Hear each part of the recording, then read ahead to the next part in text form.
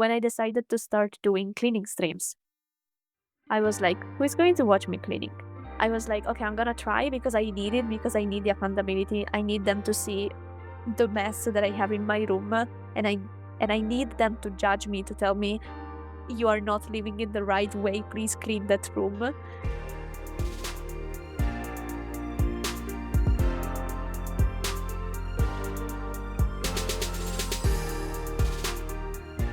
Welcome to the Growth Rate Podcast, where we dive into real streamer stories and find out what's behind the streamer. I'm your host, Patty, and today I'm joined by Ellyskey, the founder of Youthversity. Elly is a co-work streamer from Italy. She was a panelist at TwitchCon Rotterdam last year, and she also just launched her own podcast about books. Elly is the proof that you don't need to be a typical gaming streamer to grow on Twitch. Hi, Elly. How are you doing? Thank you so much for joining us today. Hi, Patty. I'm doing great. Thank you so much for the invite. I appreciate a lot, really, really much. We met because of co-working community. I honestly already don't know when. It was some years ago at least. It was. And when you did, Youthversity already existed, but I don't know when you started stream or why you started stream. So why don't you tell our listeners how that happened? Absolutely. I started streaming, I think, as the majority of us co-working streamers during the COVID lockdown, because I started university in 2019. I did my first months of university, and then on February 2020, everything got closed. And I found myself in my room, confined here with the first experience of university. So they were the first exams, and I had the time to do the first one, and then COVID and everything changed. So I remember that I spent from February to November studying online with my friends on Skype, when Skype was still a thing. I'm feeling old. So we were studying like that, and then for many reasons, I started to see that it wasn't good for me anymore. So I said, okay, I need motivation, because the first year of university was done, and I was already late on with my exams and everything. So I remember that I started to look for study with me videos on YouTube. I did realize that the videos weren't working because you can stop the videos. Yeah. So I was taking breaks and I was stopping the videos when I shouldn't have. And there, just completely random, I had idea. Again, I don't know why. I remembered that I had a Twitch account that I actually never used, because I created my Twitch account in 2019, all before the lockdown. And then so in November 2020, I decided to try Twitch and see if there was something. I found two streams, only two streams, and both in Italian. So I started to follow them, and I became a mod for one of them. And then in January, I realized it worked. In the first months, it worked a lot. I started studying again. I started feeling productive again. And then I realized that I got kind of comfortable in the chat, and being a moderator, you have to keep attention. You have to keep an eye on the chat. So I wasn't being productive. I wasn't productive anymore. And in January, I decided to start streaming. So I clicked go live for the first time with a really small PC with a webcam that had a burnt pixel. So it looked like I had a red pixel right on my forehead. It It was would a look nice like someone. position then. It was a nice position. It was looking like someone was keeping me under the check, um, and that's how I started. That's nice. So for me, it was completely different because I was already on Hmm. Twitch, and I don't know how, but co-work streamers started being suggested to me. So back then, I also started co-working around that time.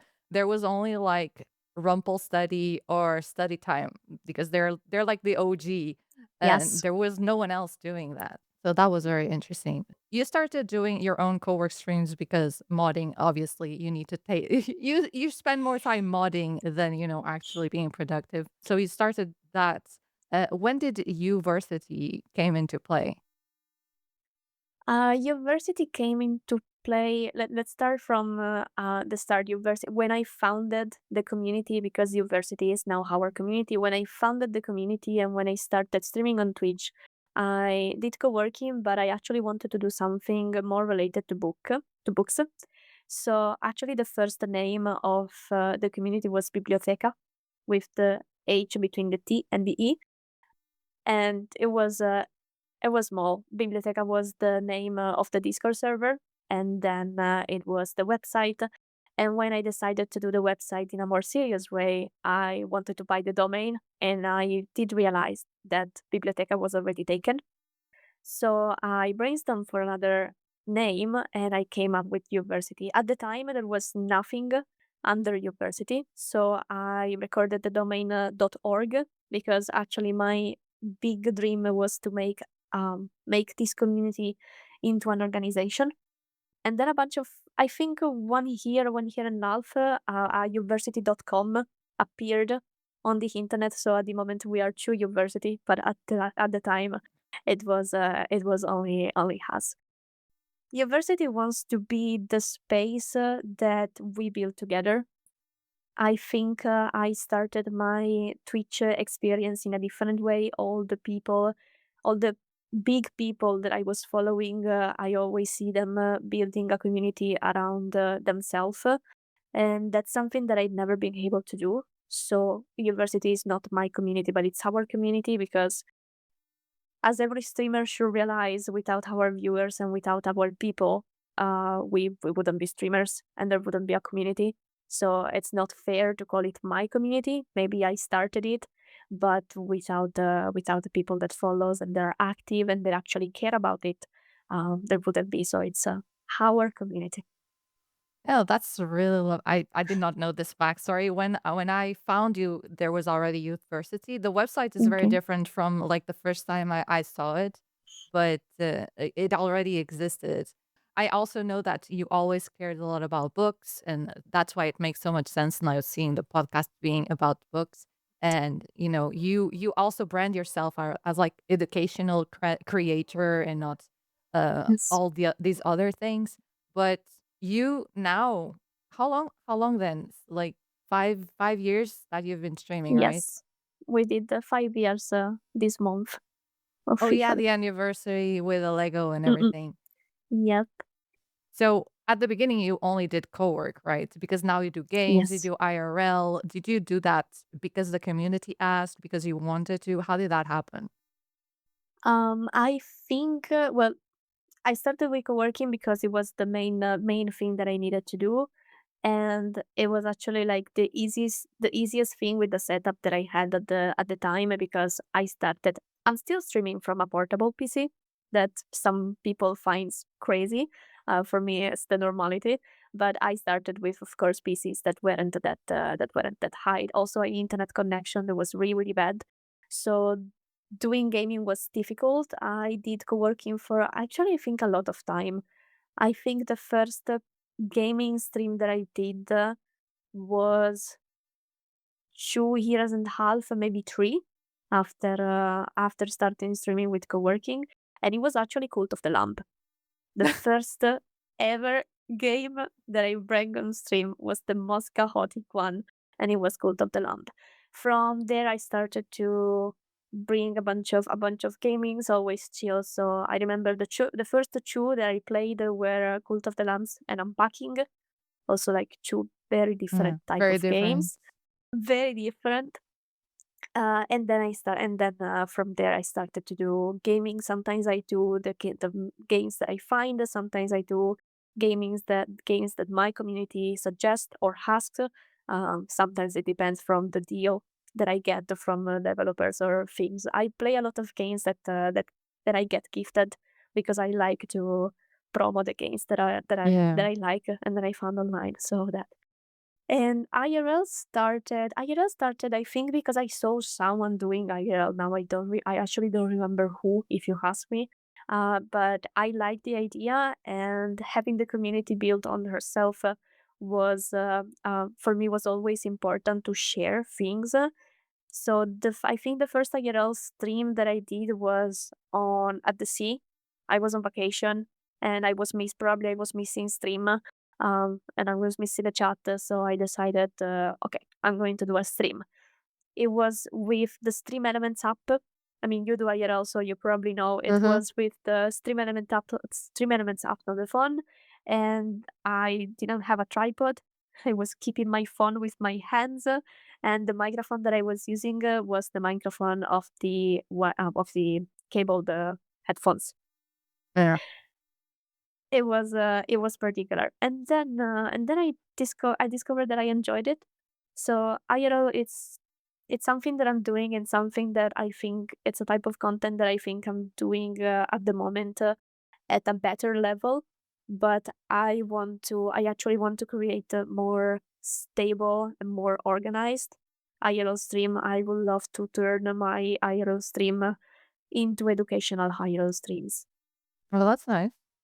Like showing particular things with like the story of the with place and history. stuff. Exactly, Yeah. exactly that. That's one of the goals that I have for 2026 is to start to do this thing. That it's difficult because I'm sure, as you know, being a variety streamer, it's difficult because when you look for some stability and you change category and you change content so often, stability it's super difficult to find.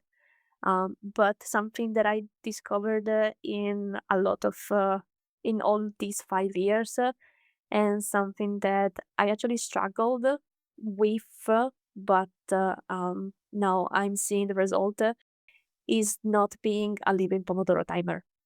Because at the time when the co-working category was blooming as it did, I think it was pretty easy to be recognized not as a person but just as a Pomodoro timer, like a stream, like a lo-fi girl. So that's the reason why I started to do variety, because I want to share all the things and not just me being a timer and being a body doubling. That is still super important for me, but there's more. I totally understand what you mean by that because most co-work streamers only do co-work. They don't really build this community. That's why I think what we do during the break time of the Pomodoro is very important because we are showing and we are trying to build the community out of just being the lo-fi girl. And nowadays you do a lot and you always keep it like on the educational side because you do the trivias and whatnot. Did you always do this or is very recent that you started doing those break times? Those break times, I think I started doing gaming break times kind of at the start. But I started with games like Warzone Stream or Easy Games. Maybe not in the first year, but I think that from the second year I started to do this type of games.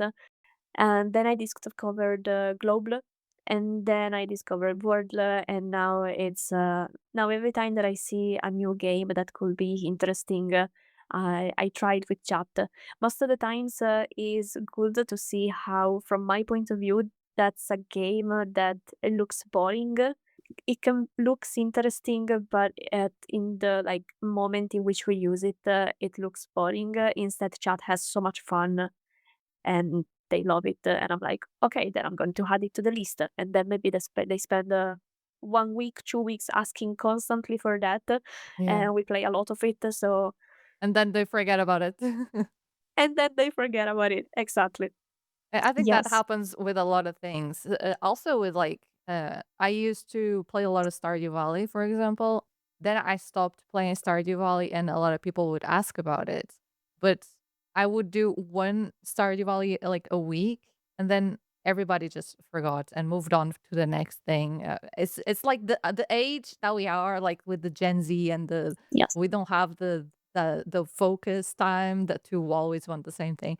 That's why, like you said, variety is hard because you can't constantly be changing everything because maybe people won't stay.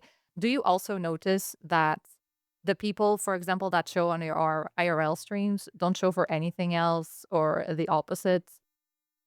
Yeah. I have co-working is still my biggest um my biggest like content. So co-working is the one that gets more attention and gets more attention. And then, well, apart now, the founders of the community that are there every stream. I realized that the in the gaming, I attract people that maybe are not always there for co-working. Maybe they're not always chatting for co-working.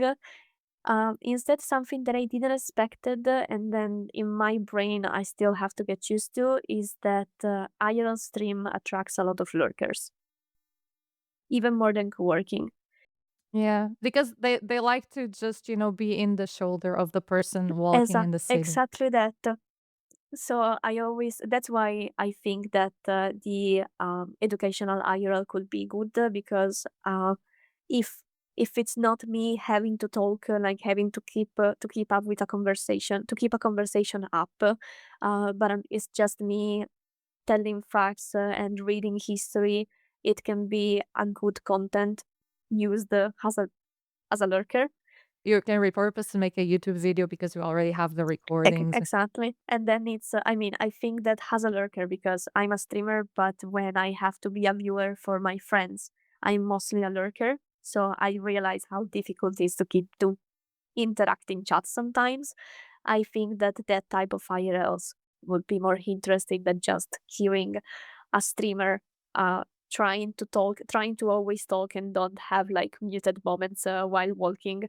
So I think that could be something. That's the difference that I saw in the viewership and engagement in my chat with the different contents that I do.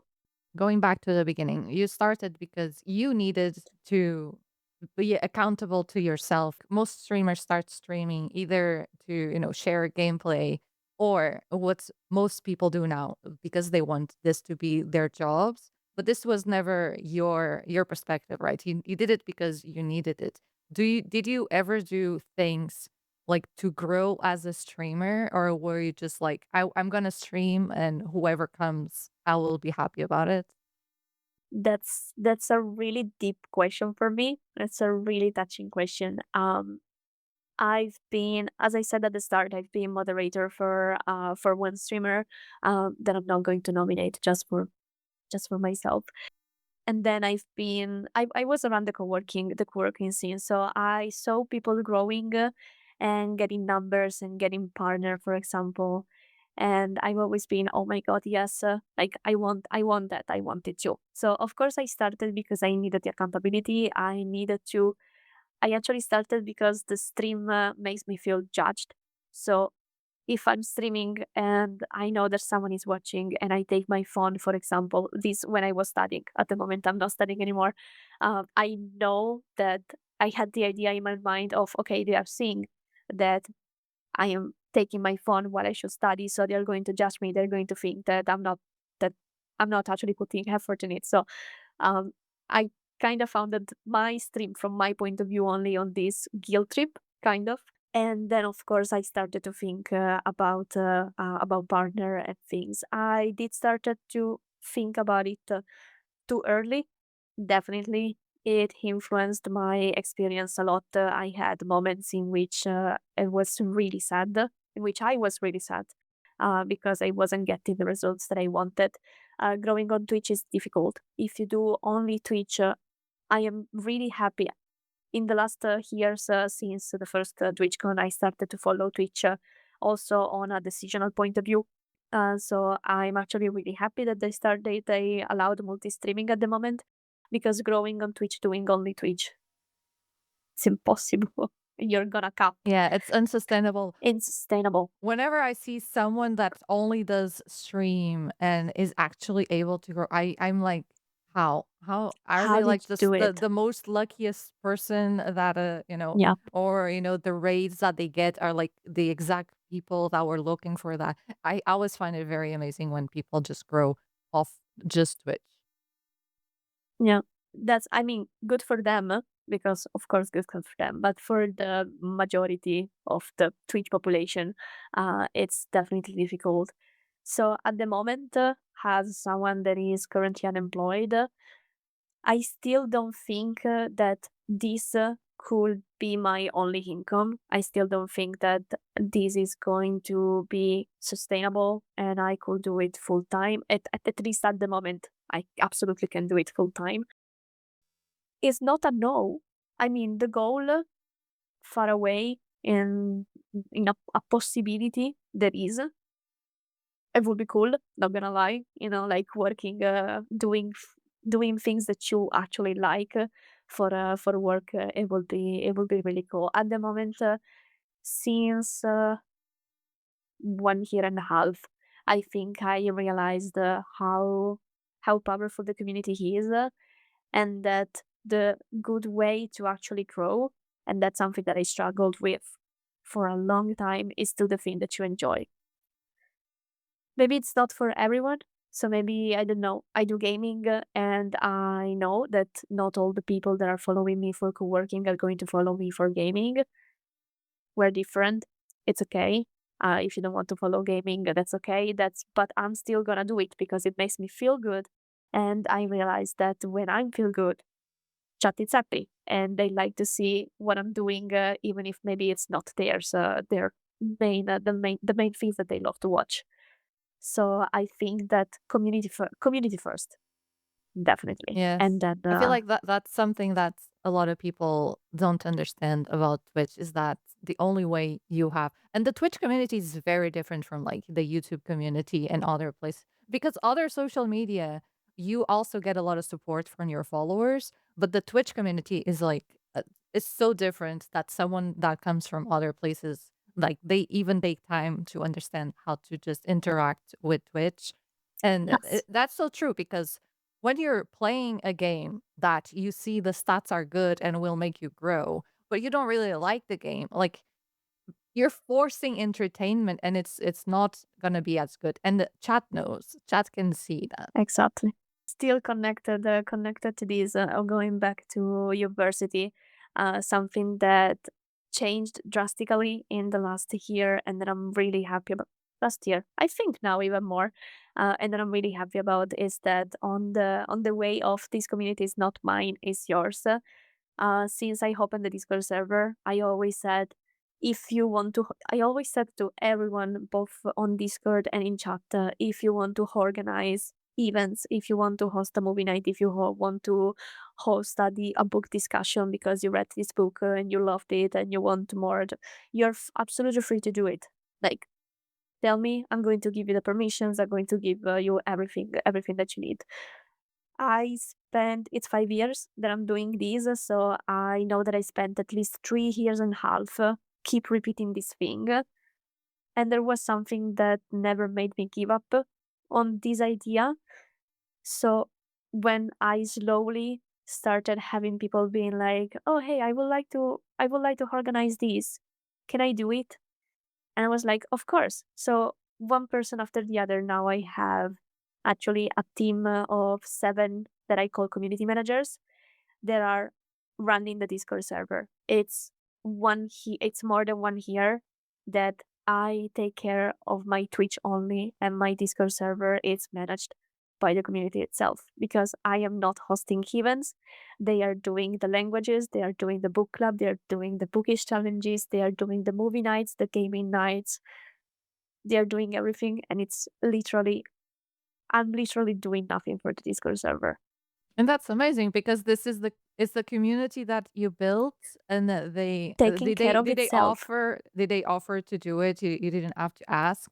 And you can focus on creating better content, being able to delegate Exactly. these other tasks because when people want to be content creators, they think it's like it's all about what's on the camera, but there's so much work that we have to do. We have to stretch ourselves thin through so many different things. There's so Yes. much behind the scenes.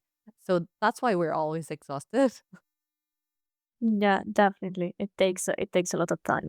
With variety and mainly co-work, because you always had this thought of like growing to maybe one day reach partner, is there anything that you've tried and you were very excited and you think everyone would love it and like completely flopped or like the opposite, something you thought, oh, no one is really going to care about this and everybody loved it? I think something that I loved and that at least at the start flopped was definitely IRL because I loved the idea of doing IRL and the first IRL streams. I have to say that I did them still at the time in which I felt like a living Pomodoro timer, kind of.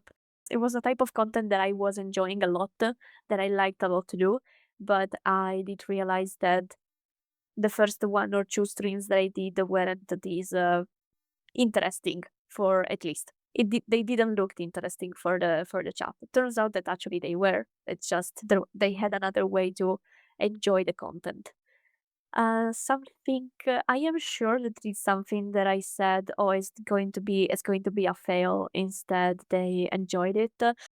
I think something that I can definitely categorize like that are special events like sabatons, like celebration that are maybe 12 hours of okay, we're doing many different things, and then and still I had people. Actually, I got it. I got it in my mind when I decided to start doing cleaning streams. I was like, who is going to watch me cleaning? And I have people asking weekly to get a cleaning stream because they need it. I knew It came that to I you. had the one. I knew that I had one in my brain. Cleaning streams. I was like, Yeah. okay, I'm gonna try because I need it because I need the accountability. I need them to see the mess that I have in my room, and I need them to judge me to tell me you are not living in the right way. Please clean that room. It turns out one of the best content near right side by side with co-working. Yeah. Cleaning streams were incredible. Yeah, because we always have the camera pointing at this corner, and if this corner is clean, the rest of the room can be a mess. No one will know. I am not showing, but I have a lot of things on the ground. I think it goes very well hand in hand, both meal prepping and cleaning, because it has the accountability of the co-working as just a different task. Exactly. And a little bit more fun. Cooking, it's a little bit more fun Yeah. than cleaning. So, but the shape, it's always that. So it's really good. And the same with the IRL streams. I shared the same feeling with you because those first IRL streams, you don't really know what you're doing. And because when you're at home, you can see what's happening on the OBS. You can see if the stream is lagging. It's a lot easier to realize if there's an issue. With IRL, you don't know. If the chat doesn't tell you, you have no idea. I also have the same where people are very quiet during my IRL streams. And I do need to, I have ADHD, so it's easy. So it's like, oh, look, that's pretty. Oh, look, that's pretty. And that's my IRL streams all the time. But chat is very quiet. But what makes me very happy is I get home and I see the stats. My IRL streams always have better stats than any other streams. I always have the Wow, better average view, even without rates, because the other ones, if I get a rate, it goes up. IRL without rates beats like averages from everywhere.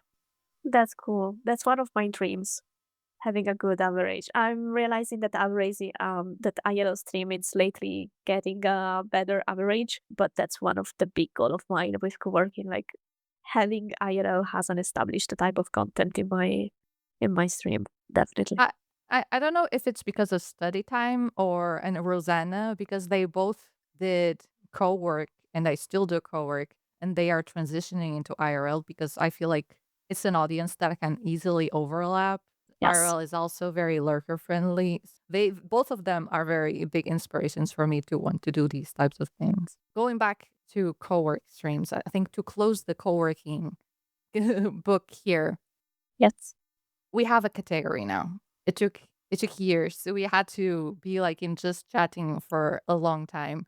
Do you see a difference in the co-work space and the community now that we have our own? Because I remember at the beginning and when I started doing co-work, so many people would join and be like, "What is this? You're not talking. What is How this? is this a stream?" Yeah, this is something. Okay, with when I started doing co-working, we were streaming it just chatting. I've been one of the I remember that with the co-working crew, there was one of the first co-working team that were created on Twitch, founded by Rumpel. We did two things for the co-working community. The first one was getting the co-working tag at the time in which the Twitch tags were closed, so you weren't able to type whenever you wanted. You had like pre-selected tags. So we fought for that and we got them. And then we created the user voice for the co-working category. I've been one of the first signing it, and I think I did a lot of advocacy for that. And then I remember that the category arrived kind of random because we waited for years. Actually, I think the user voice waited for definitely more than 1 year. And then we got the co-working club. So we got the creator clubs and we got the co-working and coding one. And I remember that when they dropped the category, someone wrote in the Discord channel of the co-working club, "Oh my god, we have a category." And Seji, that is one of the finder, were like, "No, actually we don't, but there is a user voice." But in the meantime, they dropped the category. So Seji, that was a founder, wasn't actually aware of this because they made it a surprise. Uh, there I started in that moment. So when the co-working category dropped, I already had a different mentality since when I signed the user voice. So I was happy to have the category, but from a business point of view, I also share the same idea that Rosanna and G had study to me had. So it was good to have the category, but it's a category that has the risk of becoming a pool. Once you reach your max of audience there, you're not growing anymore. So we had we had these two. I remember doing this exactly conversation because when the category drops, chat people asked me, "Okay, what do you think about it?" And I chatted for like 30 minutes and then I cut it and I made out a YouTube video because producing content was really good. So from one side, the co-working category make the co-working community much safer from trolls and from the quantity of weird people, no offense, but that you find in just chatting. From the other side, it helps with viewership and with being found because at least people knows what to look for and where to look for it.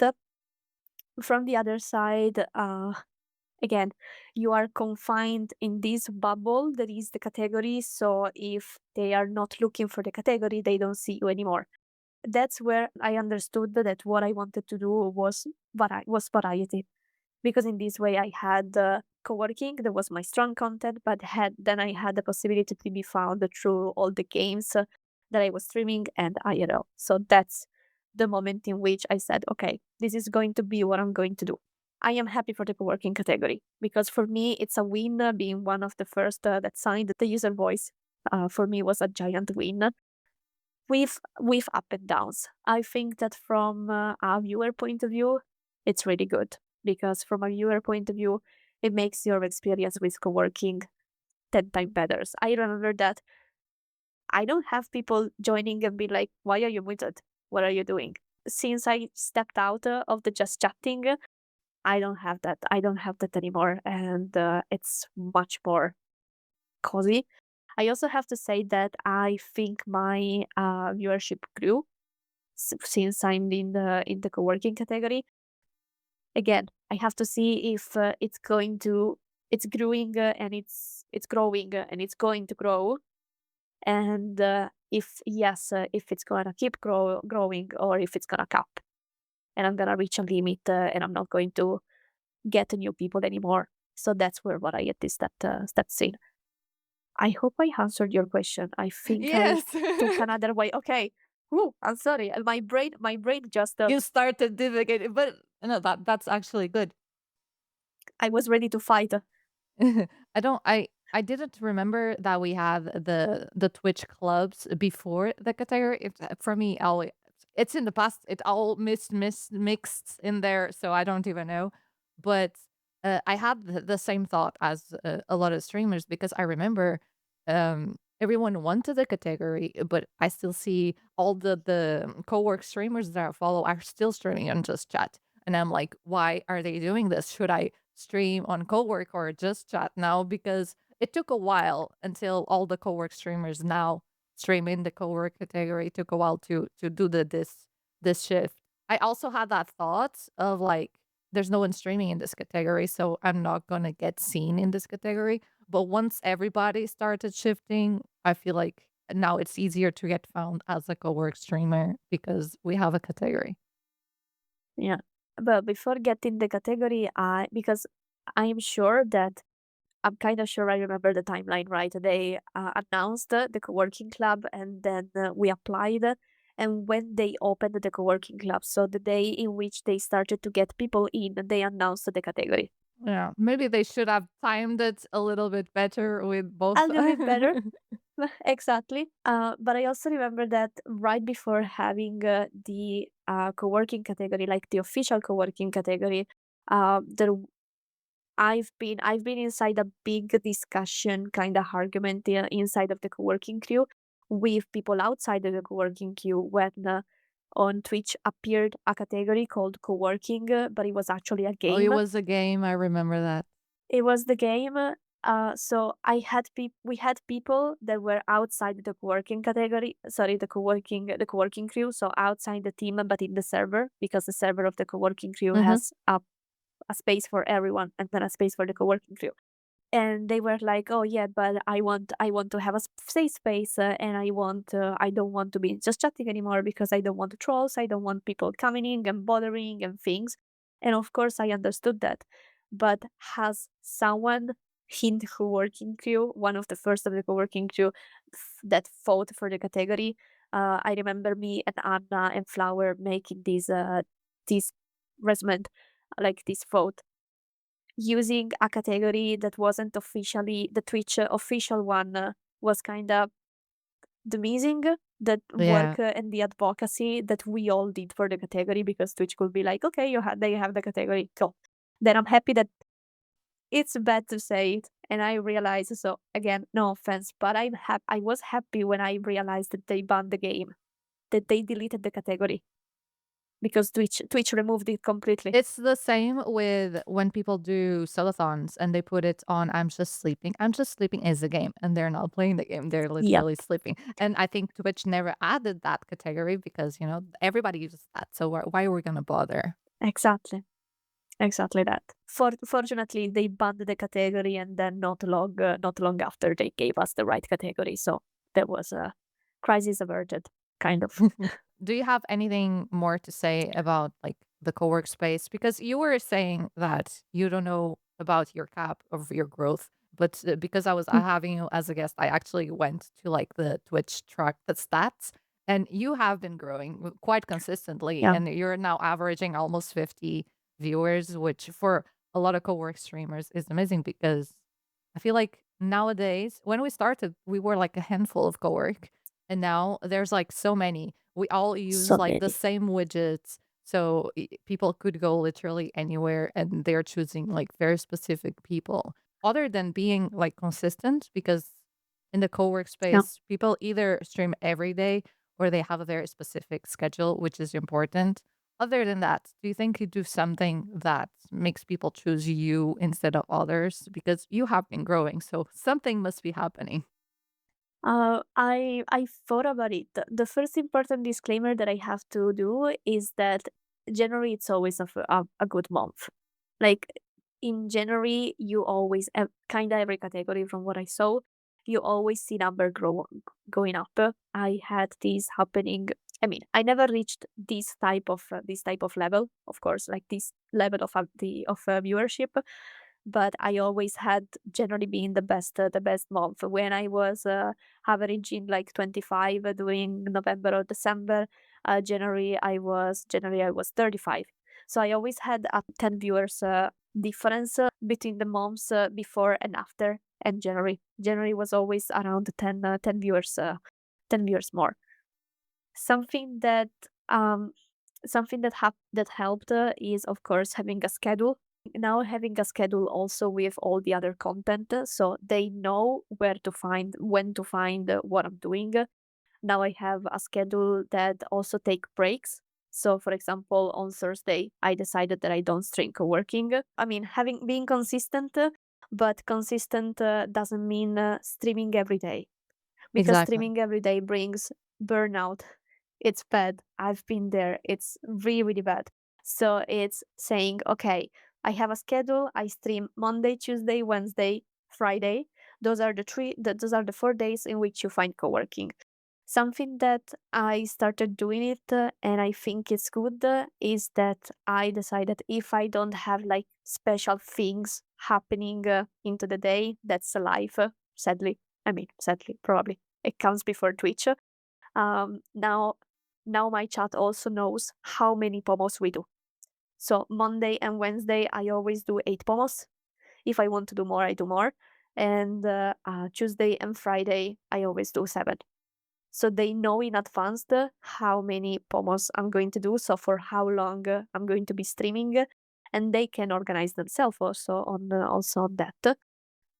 Something that it's really difficult to do, from my point of view at least, but I found being really, really good, is networking. Is you have to be a streamer, but you also have to be a viewer. And that's sadly not, I mean, going into your streamer friends and be like, say hi and lurking, that's good because still you made your presence. It's also It's not important enough. to chat. It's not enough. It's also important to chat with them. From that point of view, I'm sure that the co-working club, both I started with actually started with IRL. The first co-working club in which I joined, the first creator club that I joined, was the IRL one, and then the co-working one, and now the charity one helped a lot. Something else that helped a lot is the Twitch Pride Guild.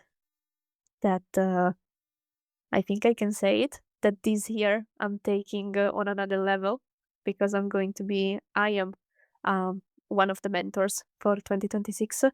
So I am really happy to have an official role inside of the Twitch Pride Guild, and that helps a lot. Going around streams and be active in their chat and in Discord and in DMs also, just chatting about your life or helping from a technical point of view, sharing ideas. Or the discords, just like there's so many streamers that I would love to like network more, but they stream at hours that I just can't.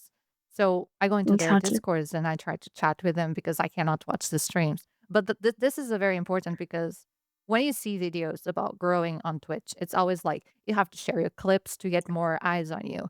But the thing is, you still have to take people from other platforms and bring them to Twitch, and that's not easy.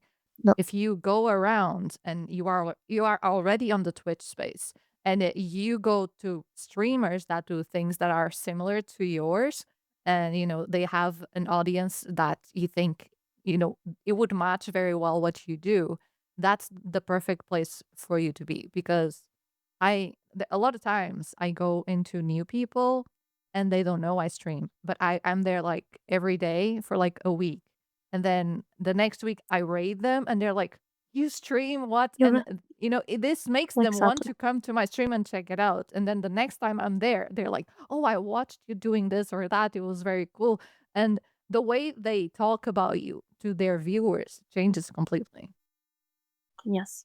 That's networking. It's incredibly powerful. Since we are in the networking, do you think going to TwitchCon also help you in the growth? Because this is a completely different type of networking because it's in person. Ooh. Uh, okay, from one side, I don't know if it helped with the networking from I get to know more people side. Like, of course, yes, because you get to know more people because maybe you are in the group. Maybe you go to say I don't know. I go to say hi to Lenny, and Lenny was with Messenger. So I finally met Messenger, and I started to talk with them too. For sure, it helps to strengthen Connection. the connections. Thank you, that you already have, because meeting in person instead of on a screen, it's different. Uh, I think that's something that, of course, is not for everyone because it depends if they accept you or not. Is that being a panelist definitely helps because you have an audience. you have a stage in which from which you can literally talk. So that's definitely something that last year revolutionized my experience on Twitch. That's another part that was another piece of the puzzle on the okay, now I'm going to do Twitch in another way. So I'm going to make my content creation in another way with another mindset. So I think TwitchCon can help for sure because if you are able to manage because it's not easy. I mean, maybe you go there and you're like, okay, I want to get brand deals and things, and then you arrive there and you're like, oh my god, what do I do? How can I do Yes. it? And it's not easy, but for streamers that wants to do Twitch on a semi-serious slash serious level, I always suggest the TwitchCon. Also, just for one time. From a community point of view, well, that depends. I mean, if you can do it and if you want to get to meet your friends and your favorite streamers, of course. If I was a viewer, I don't think I would have done. I would have went to all the Twitch content I want to. As a streamer, yes. As a viewer, probably no. Yeah, I also think it's nice for the viewers to go and meet other people, but I do think TwitchCon is for the streamers. It's for us Yes, to get to know in person the other streamers that we know. And I also know that TwitchCon, the one in the States, is very different from the one in Rotterdam. Because Rotterdam, okay, it's smaller. I'm not even the panels, whatever. That's just TwitchCon. But I feel like the TwitchCon in Rotterdam is like every single like bar restaurant around TwitchCon in those 2 evenings, it's full of streamers, and it's like yeah, it's the community of Twitch that I was saying about. We just this is where we bond, and then a lot of people plan collabs and other things like this. That's another point I like to say is like in the networking space doing collaborations because we did like an impromptu collaboration, and I have to this exactly. like, whenever I say we were raiding Elly, they still remember that one day that we were walking around in Amsterdam, and they know exactly who I'm gonna raid. That's I remember that the first time that I went. Okay, when I the first TwitchCon that I went to was Paris, and I got an Airbnb and I divided it with Anna Lebonti. So that was my first experience as at TwitchCon, and I remember that I actually took it from again an educational point of view because I followed. It was 2 days, and both days I followed 5 panels each days. So it was like a university. It was a university day because I was just following classes. Exactly. And then the Rotterdam one, I went for the first time completely by myself. I took an hostel. I took a bed in a hostel, and I remember that the last morning, so not the Sunday, but the Monday, I found myself in the common hall. It was me and other two guys from I guess streamers on Twitch, streamers or viewers. One was a streamer for sure. The other I don't remember. On Twitch, so we were all with our TwitchCon badges, and at the table, at the common table, there was an old man that saw us all with these things and asked us what were we doing. So we spent 1 hour and a half explaining this 70 years old man what who we were, why we were there, what was Twitch, what were we doing, and he was like, "Oh my god, but that's amazing! But you're such a good, such a good young people." You know, it was amazing. Yeah. It was incredible, and I got the hostel kinda away from the venue, so Mhm. still around all the city, I had Yeah. people also from TwitchCon. If you get hostels near the venue, you I can guarantee you those hostels were just pure like it's just streamers and everyone was going to TwitchCon, Yes, which is good because like I'm always wary of going to hostels, but I know if I'm going to be around that for TwitchCon, it's just gonna be streamers, so it's gonna be fine. same. Yes, same. I wanted to talk now about your content evolution because of Youthversity, right? You always had books. So what kind of activities you do around books? And do you think that helps your Twitch grow or in your community grow because you're bringing people that have this common interest? Mhm. So when I started the community, one of the actually the first activity that I started to do was book club. of course. Like it's the most easy. You take two books, you make a poll, chat, decide what they want to read, and we read, and we discuss it together. The one that I organized wasn't all the success, and then well, I was busy with university, so it was kind of difficult. And I always kind of talked about books, not in the serious way that I'm doing at the moment. So I did a few months of book club, and then I think book club took a 7 months break, something like that, until one of my moderator joined the community as a moderator and decided to bring back the book club because they work in the publishing field as a freelancer. So they bring back the book club, but they organized it in a different way that I was able to do. So we read. And then we do the call, and then after the call, we actually have notes of the call that we had, so people that weren't able to join can still read that. um, and then we started, then other people joined the community as a community manager, and they started to work on the bookish side of the community with challenges. So now we have yearly challenges and seasonal challenges, and inside of the Discord, there is a literal, like literally, it's a library. So you sign up, you get your library card, and every time that you complete a challenge or a part of the challenge, you get a badge. We kind of like gamify Hmm. all the reading experience, and that helps a lot because we have a lot of people now reading in the community. We realize that we are making people start reading because of the community activities that we do. And since now we have common community activities, I can talk about books on stream much more. And so I started to make YouTube videos, and now I have the podcast, mainly because YouTube videos lately are being like super energy draining for me. Being on the webcam with what should be a script, it's difficult, and then edit the video, it's difficult. So having the podcast in which I just have to record the audio and cut the audio, it's much more easy for me. So that's why I started to create the podcast. So yeah, books are actually all not always, but since 2016, I think they've been a big part of my life. Actually, my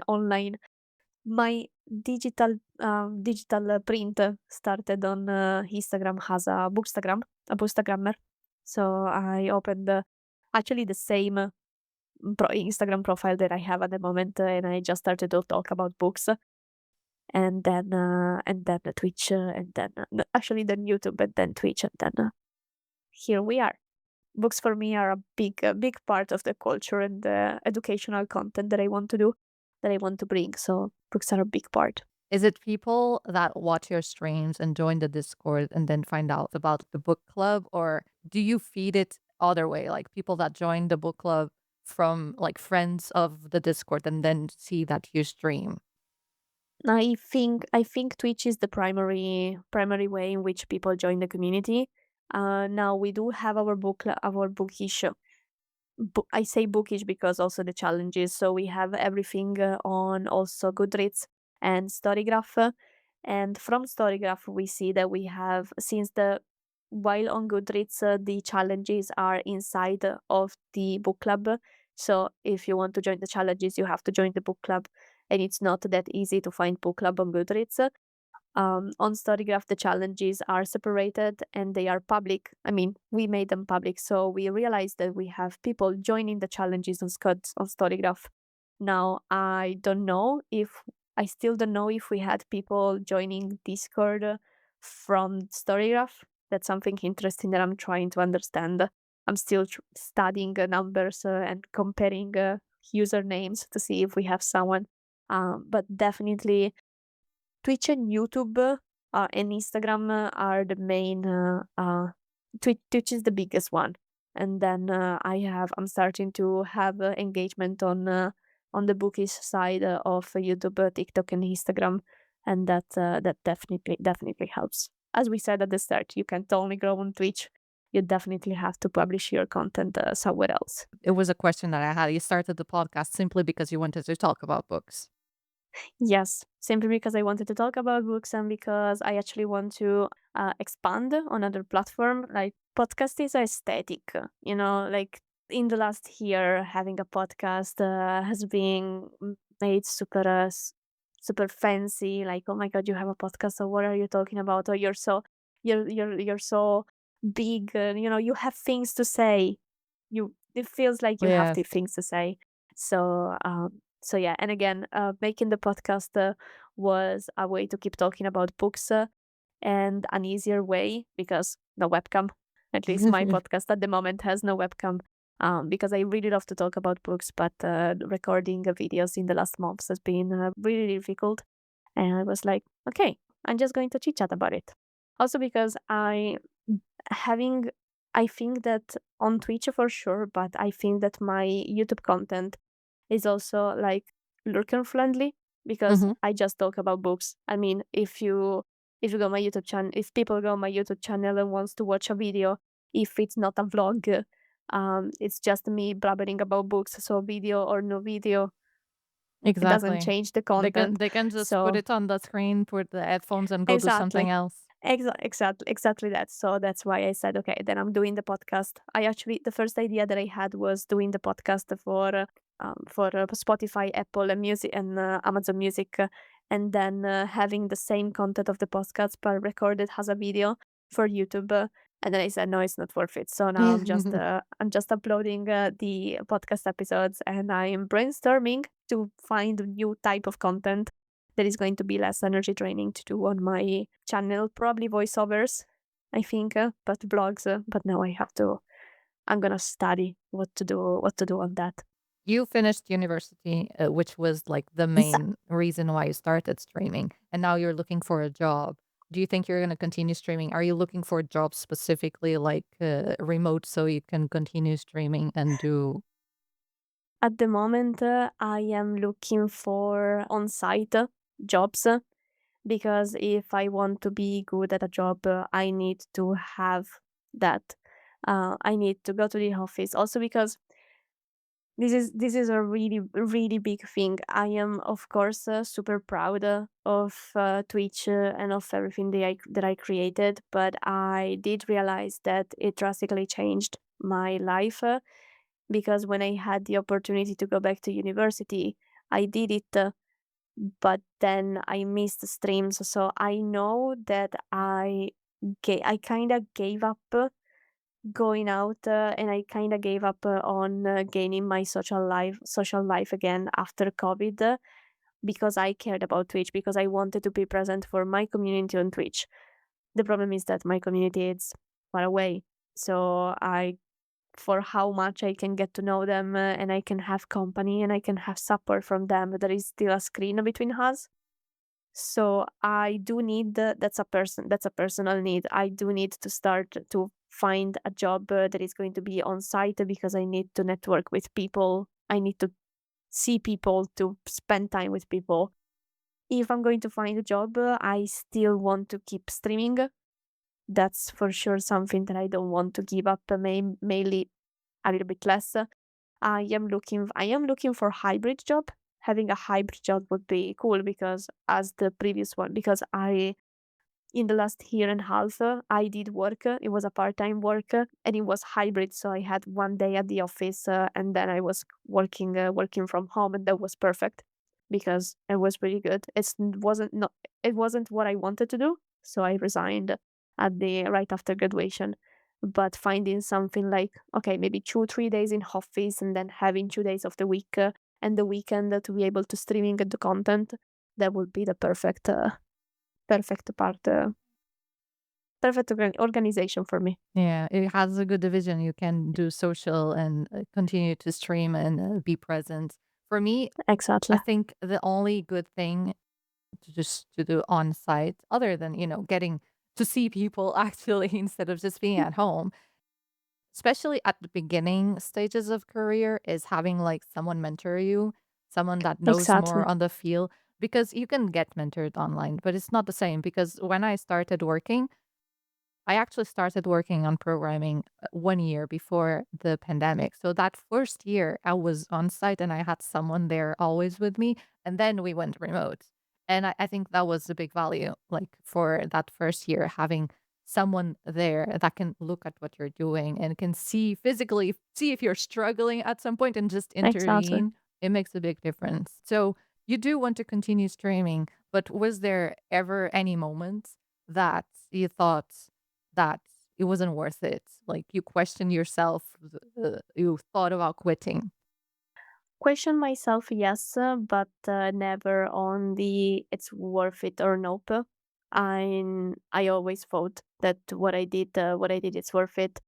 It gave me a lot of things. It gave me a lot of experience on different point of views. I mean, if I think about all the skills that I developed with doing this, I have social media, I have marketing, I have community management, I have tech, I have mm, coding, I have managing a team. All this is a work experience for me, and it's the first one that I put in my curriculum that it's content creator, and community manager with all of this. So never thought about quitting. I mean, never thought about quitting with the idea in mind that this is not worth it. I'm gonna stop.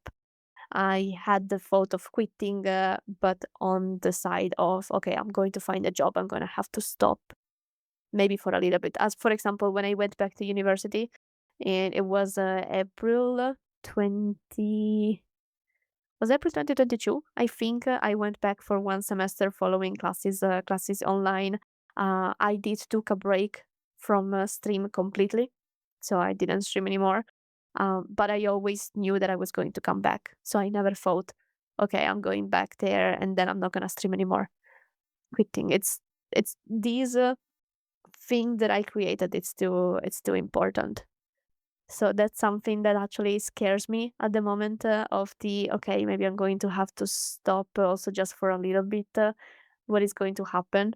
Yeah. This scares me, but at the same time, I know that I can't just stay here. Is everyone going to leave just because I stopped for a while? Exactly, but at the same time, I know that I can't like keep gripping gripping Yeah. on it because life has to go on. If I can keep doing it, that would be amazing. That would be my dream. Maybe ups and downs. You know, life it's always like that. So from that point of view, I'm rational, a lot rational. I think that's the right mentality to actually be a good streamer because a lot of people focus on numbers and focus on the wrong things, and that's why they're like, this isn't worth it. I'm putting so much of my time and it's not having what they want. But the reality of Twitch is that when you have that base community, they make it worth it because they show up every day. So why would you quit Yeah, when you have someone that is willing to just be there to watch you? So I think that's the right mentality for this. the like mentality change that I had was that to grow on Twitch and to grow like to be good on Twitch, to be stable on Twitch, you don't need people being passionate about your content, not mainly. You have to make people passionate about you. Because if you make people passionate about you and what you have to say and who you are, they are going to show up no matter the content you're doing. So they're going to show up Exactly. for co-working, for gaming, for IRL. You're going to do bungee jumping. They're going to join because they Yep. want to see you doing your first experience of bungee jumping. That's not a suggestion. I will never do bungee jumping on stream. Know it, but was the first thing that came to my mind. Exactly. I noticed that when I have people that, I'm playing a different game and some people are there for the game, but then there's people that say something in chat completely irrelevant and I'm like, "No, but this just happened in game, didn't you see?" And he was like, "No, I'm just paying attention to you. I don't care about the game." Then that's the Exactly. type of viewers that you want. Ellie, thank you so much for being here today. This was You're wonderful. welcome. I think we talked more than I was thinking about, but it was very valuable content. I think we had a really good conversation. I found out so much more about you. Uh, Thank you. so if people want to find you, like yourself in, where can people find you? Well, I'm Ellyskey everywhere. So it's Elly, an S, and the key, the one that you use to open the door. That's always how I describe my nickname on both Twitch, YouTube, and Instagram and TikTok and Blue Sky, wherever wherever I share my silly little thoughts that sometimes are not that silly. So that's me. Patty, thank you so much for having me. I appreciated your invite a lot. Also because you're the one of the streamers that I always look up to. So I really appreciate you thinking about me for this new adventure that you are jumping in. Yeah. So good Thank you luck so with that. much. I'm sure that you're going to do really great. Thank you. And just to finish off, if you had any stream, if I could invite any streamers to be and have a conversation like this, who would you like to see? Well, I have to go with my panel mates, TwitchCon Rotterdam panel mates. So I don't know Artie. I think it's a little bit busy at the moment, but I think Lenny will be a really good person for your podcast because they do similar things, but in a different way. So I think that a conversation with her would be could be really interesting. Oh, thank you for the suggestion. Lenny Perny. I know they No, no, are. I imagine. Maybe a lot of people will be in the comments and she will see and Exactly. Thank you again, Elly, and thank you to all the listeners at home. If you enjoyed this episode, don't forget to give us a follow. You can find The Growth Rate wherever pods are cast. New episodes every Thursday. And if you know something who would enjoy hearing our stories, tell them about us because word of mouth is the best way to share podcasts. And we'll see you next time on The Growth Rate. The Growth Rate was created by Patty, it is edited by Patty, it is produced by Patty, and it's posted by Patty. If you want to help the show grow, leave a review on whatever platform you're listening to. I've also set a Patreon for The Growth Rate, so if you want to help improve the podcast in any way, all the money I will make from there will go directly into the podcast. You'll get some perks like behind the scenes and shout outs at the end of every episode. If you want more about the podcast, you can follow us on Blue Sky or Instagram at The Growth Rate. Thank you so much for listening, and I'll see you next time.